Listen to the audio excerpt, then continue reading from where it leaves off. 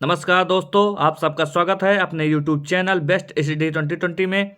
अगर आप किसी भी एग्जाम की तैयारी कर रहे हैं, जैसे शिक्षक भर्ती, SSC, NDA, railway, air force, UP triple SC पेट, कोई भी एग्जाम हो, यह वीडियो आपके लिए महत्वपूर्ण होने वाली है। 28 सितंबर डेली करंट अफेयर से रिलेटेड सारे क्वेश्चन आपको इस वीडियो में मिल जाएंगे। अब हम अपने प्रश्न की ओर बढ़ते हैं। आज का हमारा पहला प्रश्न है,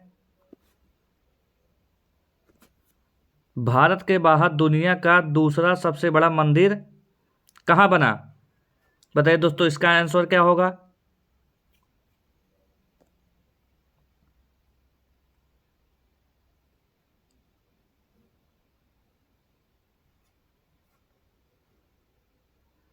इसका आंसर होगा ऑप्शन नंबर बी, अमेरिका। अब हम अपने अगले प्रश्न की ओर बढ़ते हैं। हमारा अगला प्रश्न है, सितंबर 2023 में ग्रीन हाइड्रोजन से चलने वाली भारत की पहली बस कहाँ लॉन्च किया? Option number A Jammu Kashmir, option number B Delhi, option number C Ladakh या ऑप्शन नंबर डी मणिपुर। बताइए दोस्तों, इसका आंसर क्या होगा?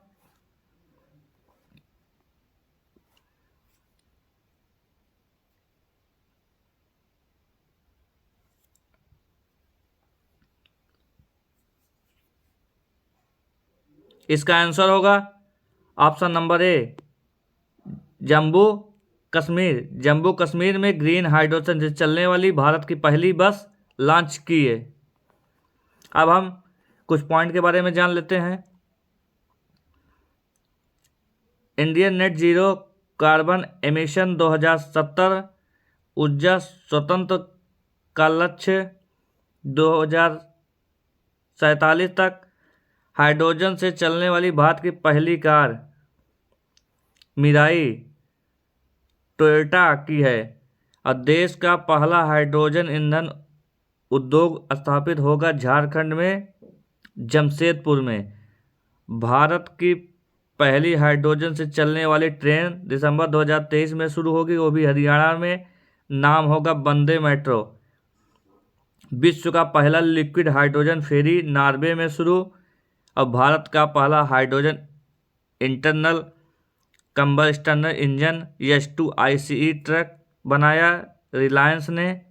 अब भारत का पहला शुद्ध हरित हाइड्रोजन प्लांट शुरू हुआ असम में। और भारत का पहला बायोमास आधारित हाइड्रोजन प्लांट मध्य प्रदेश के खंडवा जिले में। और यसके ने दुनिया का सबसे बड़ा hydrogen fuel cell power plant का उद्घाटन किया। और हाइड्रोजन के खोज करता है हैरी कैवेंडिश। और हाइड्रोजन के कितने स्टॉपेज समस्थानिक होते हैं? 3। अब हम अपने अगले प्रश्न की ओर बढ़ते हैं। हमारा अगला प्रश्न है, भारतीय सेना 2024 में वार्षिक परेड का आयोजन कहाँ करेगी? Option number A Bangalore, option number B Varanasi, option number C Lucknow या ऑप्शन नंबर डी अयोध्या। बताइए दोस्तों, इसका आंसर क्या होगा?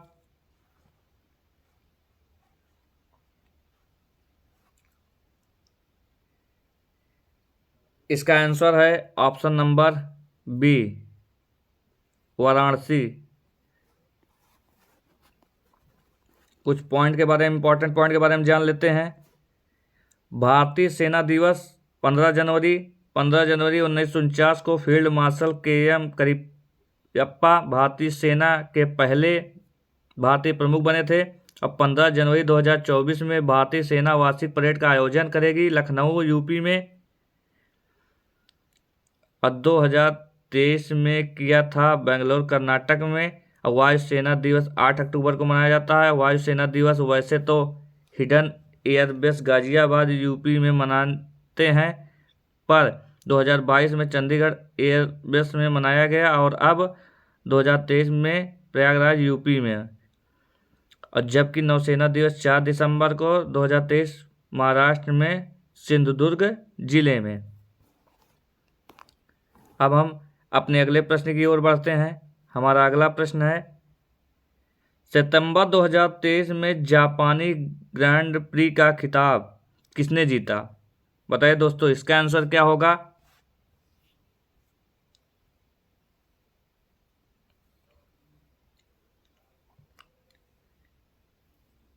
इसका आंसर होगा option number D, max Verstappen ने जापानी ग्रांड प्री का खिताब जीता।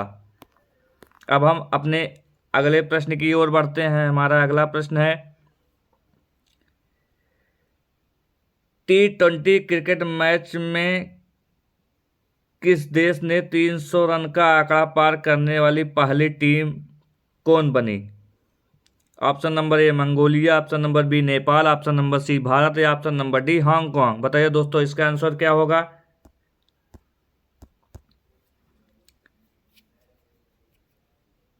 इसका आंसर होगा option number B Nepal. Nepal देश ने T20 में 300 का आंकड़ा पार करने वाली पहली टीम बनी। अब हम अपने अगले प्रश्न की ओर बढ़ते हैं। हमारा अगला प्रश्न है, T20 क्रिकेट मैच में किस बल्लेबाज ने 34 गेंद पर शतक पूरा करके वर्ल्ड रिकॉर्ड बना दिया है? Option number A Dipendra Singh, option number B Kushal Malla, option C Mandeep Singh या ऑप्शन डी रोहित पौडेल। बताइए दोस्तों इसका आंसर क्या होगा?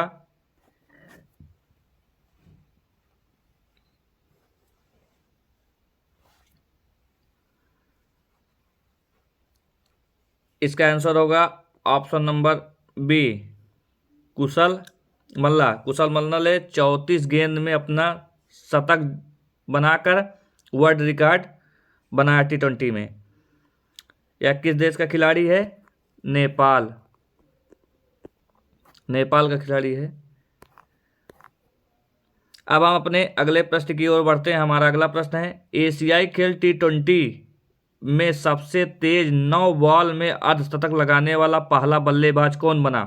Option number A Dipendra Singh, option number B Kushal Malla, option C Mandeep Singh या option number D Rohit Paudel. बताइए दोस्तों इसका आंसर क्या होगा?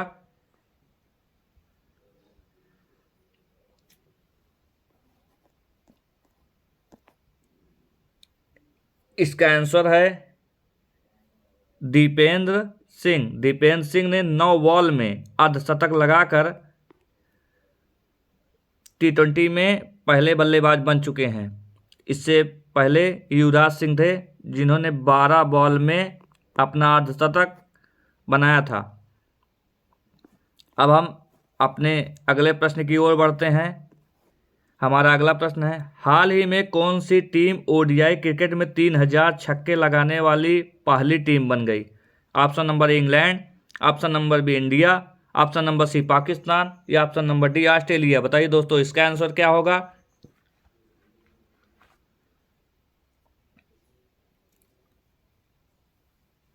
इसका आंसर है ऑप्शन नंबर बी इंडिया। अब हम अपने अगले प्रश्न की ओर बढ़ते हैं। हमारा अगला प्रश्न है, नेशनल स्मार्ट सिटी कॉन्फ्रेंस का आयोजन कहाँ किया जा रहा है? Option number Indore, option number B New Delhi, option number C Chennai, option number D Punjab. बताइए दोस्तों इसका आंसर क्या होगा? इसका आंसर है option number A Indore. Indore में नेशनल स्मार्ट सिटी कॉन्फ्रेंस का आयोजन किया जा रहा है। कुछ पॉइंट के बारे में जान लेते हैं। इस कॉन्फ्रेंस का आयोजन केंद्रीय शहरी विकास मंत्रालय द्वारा किया जा रहा है। नेशनल स्मार्ट सिटी कॉन्फ्रेंस का उद्घाटन राष्ट्रपति द्रौपदी मुर्मू द्वारा किया गया। इस कॉन्फ्रेंस में देश भर की स्मार्ट सिटी अपने अपने प्रोजेक्ट में मॉडल और नवाचार की जानकारी शेयर करेगी। साथ ही स्मार्ट सिटी के तहत अच्छा काम करने वालों को लोगों को सम्मानित किया जाएगा। इस सम्मेलन के दौरान 66 श्रेणियों में भारत के प्रमुख शहरों में को इंडिया स्मार्ट सिटी पुरस्कार 2022 प्रदान किए जाएंगे। अब best national smart city category में मध्य प्रदेश के इंदौर में प्रथम पुरस्कार, गुजरात के सूरत को दूसरा और उत्तर प्रदेश के आगरा को तीसरा पुरस्कार प्रदान किया गया। और स्मार्ट सिटी मिशन को लागू करने के मामले में मध्य प्रदेश श्रेष्ठ राज्य का पुरस्कार दिया जाएगा, जबकि तमिलनाडु को दूसरे स्थान हासिल किया। वहीं उत्तर प्रदेश संयुक्त रूप से तीसरे स्थान पर रहे। और इससे पूर्व इंदौर में जनवरी 17 को प्रवासी भारतीय सम्मेलन का आयोजन किया गया था। और स्मार्ट सिटी मिशन, इसकी शुरुआत हुई थी 2015 में। स्मार्ट सिटी मिशन का उद्देश्य देश के 100 शहरों को स्मार्ट शहर में बदलना। अब हम अपने अगले प्रश्न की ओर बढ़ते हैं। हमारा अगला प्रश्न है, हाल ही में आरबीआई किस डिप्टी गवर्नर का कार्यकाल 1 साल बढ़ाया गया? अमित खरे, पुनीत सिंह, एम राजेश्वर राव या इनमें से कोई नहीं? बताइए दोस्तों इसका आंसर क्या होगा।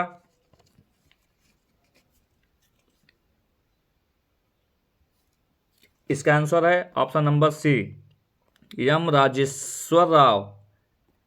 अब हम अपने अगले प्रश्न की ओर बढ़ते हैं। हमारा अगला प्रश्न है, हाल ही में कौन सी कंपनी भारत में भूकंप चेतावनी सेवा शुरू करने जा रही है? Option number A Meta, option number B Google, option number C Microsoft या ऑप्शन नंबर डी इनमें से कोई नहीं? बताइए दोस्तों इसका आंसर क्या होगा।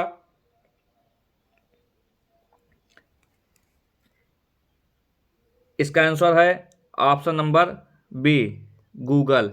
गूगल कंपनी भारत में भूकंप चेतावनी शुरू करने जा रही है। अब हम अपने अगले प्रश्न की ओर बढ़ते हैं। हमारा अगला प्रश्न है, हाल ही में किस देश की मुद्रा दुनिया में सबसे अच्छा प्रदर्शन करने वाली मुद्रा बनी? ऑप्शन नंबर ए चीन, ऑप्शन नंबर बी अमेरिका या ऑप्शन नंबर सी अफगानिस्तान? बताइए दोस्तों इसका आंसर क्या होगा।